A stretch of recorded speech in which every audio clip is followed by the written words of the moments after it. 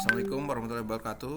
Perkenalkan saya Budi Irawan. Di sini saya akan menjelaskan tentang analisis penilaian investasi menggunakan payback period net present value. Nah, ini adalah rumusan masalahnya adalah bagaimana konsep dan cara perhitungan payback period ya dalam investasi. Lalu bagaimana konsep dan cara perhitungan net present value dalam perhitungan penilaian investasi. Yang ketiga, apa saja kelebihan dan kekurangan dari kedua metode tersebut dalam konteks penilaian investasi. Yang keempat, bagaimana perbandingan antara payback period dan net present value dalam menentukan kelayakan suatu investasi.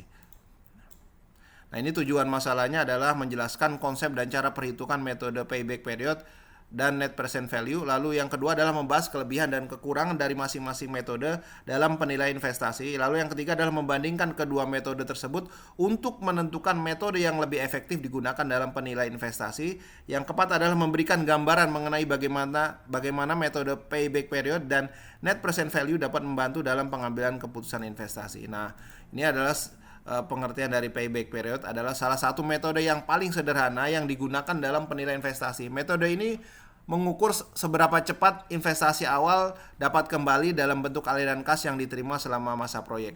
Berbeda dengan payback period, net present value lebih komprehensif dan memperhitungkan nilai waktu dari uang. Net present value menghitung selisih antara nilai sekarang dari seluruh aliran kas masuk, cash inflow, dan aliran kas keluar, cash outflow, dengan mempertimbangkan tingkat pengembalian yang diharapkan atau discount rate yaitu. Nah, ini adalah contoh rumus dari payback period adalah investasi awal dibagi aliran kas tahunan. Ini contoh ya, sebuah proyek investasinya 500 juta, aliran kas tahunannya 125 juta, maka payback period cukup dibagi 500 bagi 125 juta ketemu 4 tahun.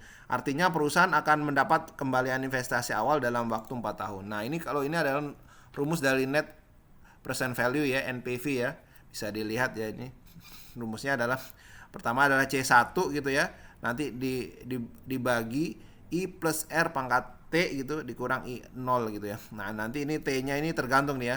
T-nya adalah 1 sampai ke N gitu ya. Bisa nanti tahun pertama 1, 2 dan seterusnya gitu ya. Nah, ini adalah studi kasus ya payback period. Nah, ini adalah PTX ya melakukan investasi sebesar 1 miliar, sebuah proyek nih aliran kas masuknya diperkirakan 250 juta. Nah, selama 5 tahun dengan tingkat diskonto 10%. Nah, ini perhitungan payback periodnya adalah pertama cukup membagi yang 1 miliar dengan 250 juta ketemu 4 tahun.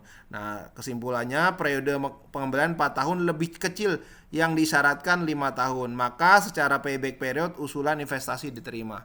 Sedangkan jika menggunakan net present value ini kita langsung tahu ya hasilnya nanti kalau bisa dihitung ya. Jadi nanti hasilnya adalah 947 ya, ini hasilnya ya yang net present value-nya.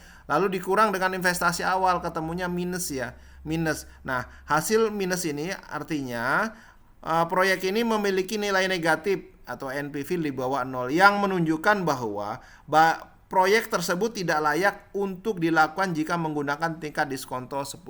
Intinya kalau menggunakan payback period tadi diterima, jika menggunakan net present value tidak diterima karena nilainya minus ya. Nah, ini kesimpulannya dalam pembahasan di atas dapat disimpulkan bahwa kedua metode payback period dan net present value memiliki kegunaan dan aplikasi masing-masing dalam penilaian investasi. Payback period sangat berguna untuk menilai risiko likuiditas dan kecepatan pengembalian modal, namun tidak memperhitungkan nilai waktu uang dalam aliran kas setelah payback. Sedangkan net present value memberikan gambaran yang lebih lengkap dan akurat karena memperhitungkan nilai waktu uang dan seluruh aliran kas sepanjang proyek. Nah, berdasarkan analisis di atas disarankan bagi perusahaan atau investor untuk menggunakan net present value sebagai metode utama dalam penilaian investasi, terutama untuk proyek jangka panjang karena memberikan informasi yang lebih komprehensif dan tepat mengenai kelayakan finansial proyek. Namun untuk keputusan investasi jangka pendek dan ketika informasi aliran kas terbatas, payback period dapat digunakan sebagai alat bantu. Terima kasih.